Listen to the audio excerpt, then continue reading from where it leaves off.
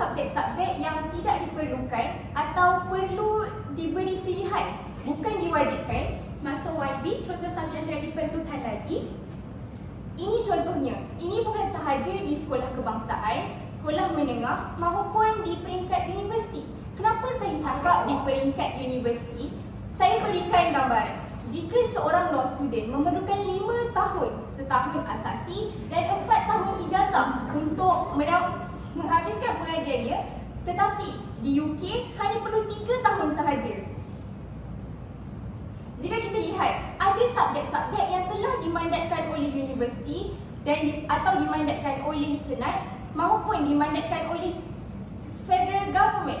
Walhal kita tidak mengikut kepada employability.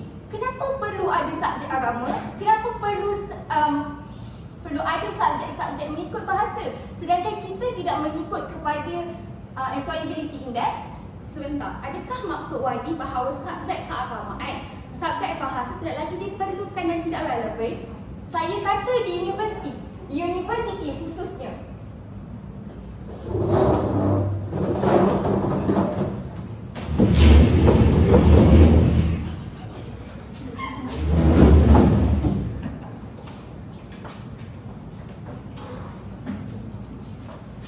Thank you Syafiqah and Wardah for the demonstration just now.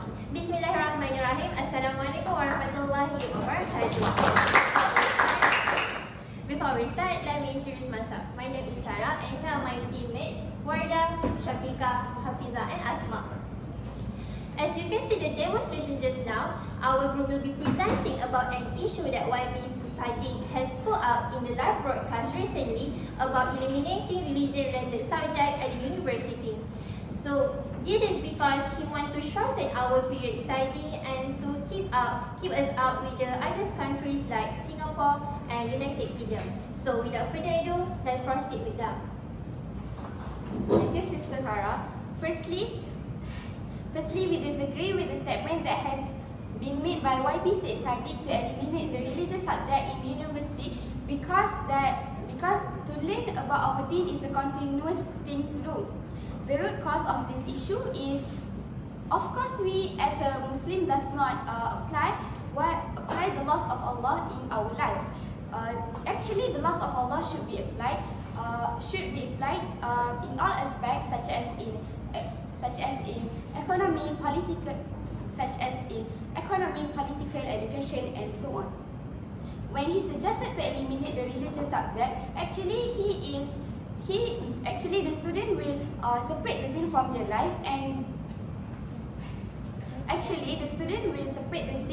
life, and they will obviously stop seeking the truth about Islam. This issue continuously happens because of the education system in Malaysia itself, where they still use and follow the system that has been made by colonialists for 63 years, where they are more concerned in worldly affairs rather than the importance of soul and faith needed to form moral and ethics. For example, the examination system in our country has been based by cumulative grades point average, which is CGPA. That is actually part of Tawhid because they made the CGPA as an idol, where they are more focused on getting high grades in examinations rather than the quality of what they have learned in class. Furthermore, the issue also happened because this issue also happened because of we live in a system that lack of at-tawazun, where our education system is more focused on secular subjects such as science, English, mathematics, and so on, rather than the religious subjects such as tafsir, tauhid, sirah, and so on. But before we want to have at-tawazun, we must have Arabaniyah first. Because as we know that Arabaniyah is the first fundamental of the characteristic. If we do not put Allah on the top of or as our Rabb, then the other characteristic also cannot apply. And then lastly, I'll move on to the significance, which is why we choose this subject and why we choose this project and not other project, because the statement that has been made by YB Said Sadiq to eliminate this religious subject is because has triggered us. Actually, learning about our deen is not enough only on primary and secondary school, because what we have learned in school is only basic. And in fact, that to learn about our deen and to establish it and to spread it to others is an obligation to all Muslims. That's all from me, and I will pass the floor to Sister Warda. Thank you, Asma. Next, I will continue with the plan and methods. We use two methods in our project, which are quantitative and qualitative. Our objective is to hear other opinion and about this issue, especially their thoughts and perception towards secularism in education and YB Said Sadiq issue. For quantitative, we did a survey through Google Form and spread it on social media such as WhatsApp and Instagram. The survey has been spread to IIUM and non-IIUM students. Based on the survey, 50% of the respondents are from International Islamic University Malaysia, and other 50% of respondents are from other institutions. As a result, we have collected the data from 58 respondents that consisting of 16 males and 42 females. These are the questions that we asked in our survey, as you guys can see from the slide. But it is not fair if we get the opinions from the students only, but not from the lecturers. Therefore, we conducted interviews.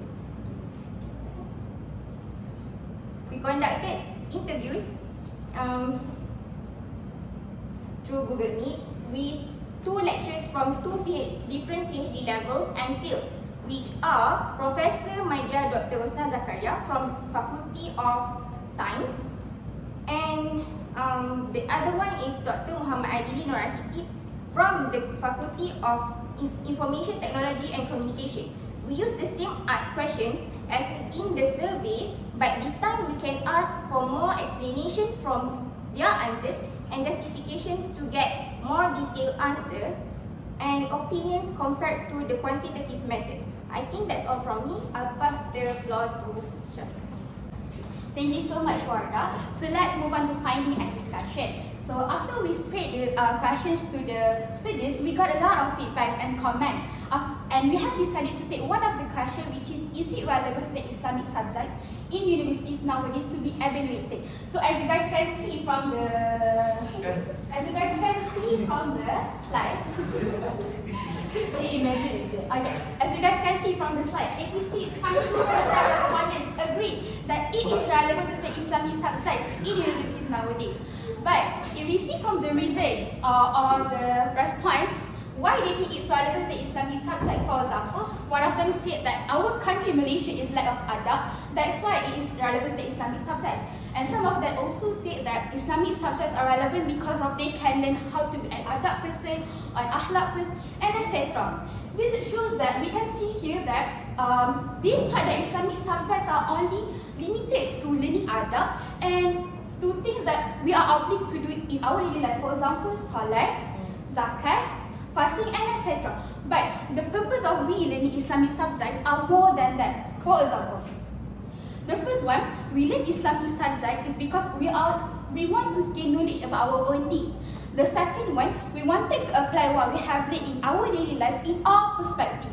And the third one, we wanted to spread what we have learned to others about the truth, as Allah has mentioned in Surah Al-Ahzab, verse 45 and 46, as you guys can see in the slide, where it's an obligation for every Muslim to spread the truth. Therefore, if we know the truth but we cover it, then don't we count as kafir? That's the question that we have to ask ourselves again and again.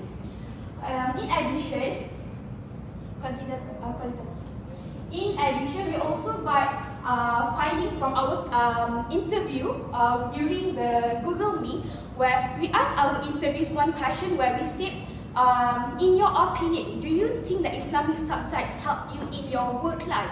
And then they agreed that, both of them agreed that Islamic subjects help them in work life. But when we asked for the reasons, both of them gave an identical answers where they said that Islamic subjects to help them in a way of being amanah to the students, where they have to teach their students with effort, and then they said by Islamic subjects help them in maintaining relations with their colleagues and so on. But as we can see, like we learned before, one of the characteristics of Islamic worldview, which is al-ijabiyah, hablum minallah and hablum minanas, where they might think that when they pray, when they pay zakat, when they salat, it's enough for them to do their duty as a Muslim, and they think that by doing that, they have a good relation with Allah. But had to be true is not.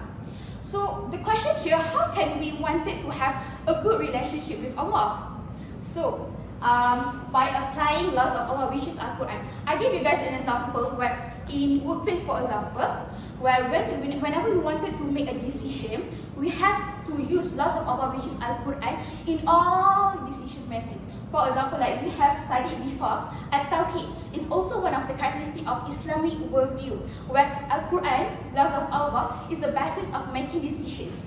Therefore, I think like we as a Muslim have to always reflect ourselves as what we have done in teams reflection, but it's not like just team. We have to do it in real life, okay? In real life, and in order to improve ourselves as a better Muslim. I think that's all from me. I'll pass the floor to Hafizah.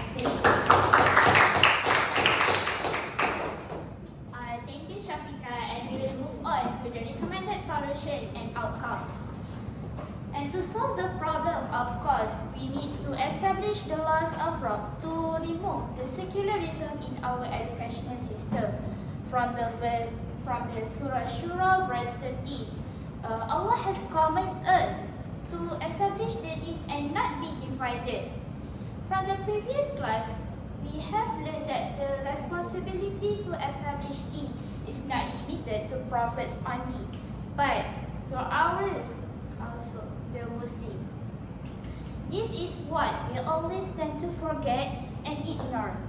But for the time being, we as a university student, the least we can do is we came out a solution by making a video to get some clarification from the Wali Said Sadiq about his statement to eliminate the university compulsory subject, especially the religious related subject.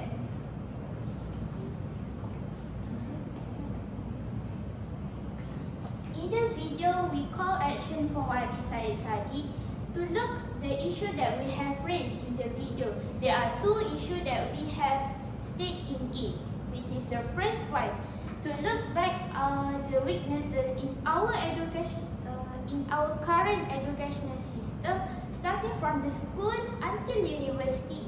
And the second one, instead of removing this subject, why not Wali Said Sadiq support the university to strengthen this subject so the student can think maturely. And these are the feedback that we get from the video. By getting this kind of feedback and support, we may be further motivated to make more effort so the deen can be formed slowly from time to time. We also make this video as our starter way to Amar Ma'ruf Nahi Munkar towards the society, which is to stop normalizing secularism in our education, in our life, not educational system only. So that's all from me. I will pass the floor to Sarah to conclude our presentation today. So before we end our presentation today, here's the conclusion from the beginning until we finish doing this project. From the beginning, we felt there's nothing problem in our educational system at the first place. But also, we agreed at the first place with YB Said Sadiq's suggestion to eliminate those subjects because we as a student, we feel the burden about a lot of assessment and sometimes the subject just so unrelated to our course. And during this project was happening, we have some difficulties to contact YP Sadiq due to his busy schedule. So we come up with a video just like Hafizah said just now to call for an action. And after the project is finished, we realized that we cannot follow the foreign country blindly. We need to remember there's limit for us to follow them. It's okay for us to catch up with them in terms of technologies, economy, fashion, music and so on, but always remember there's a limit for us to follow them. And as Shafiqah said just now, Quran is always our first and top priority in decision making and in our life. Just like Allah said in Surah Al-Hijr verse 20, meaning this Quran is enlightenment for mankind and guidance and mercy for a people who are settled in faith. I think that's all from us. With that, wabillahi taufiq wal hidayah. Wassalamualaikum warahmatullahi wabarakatuh.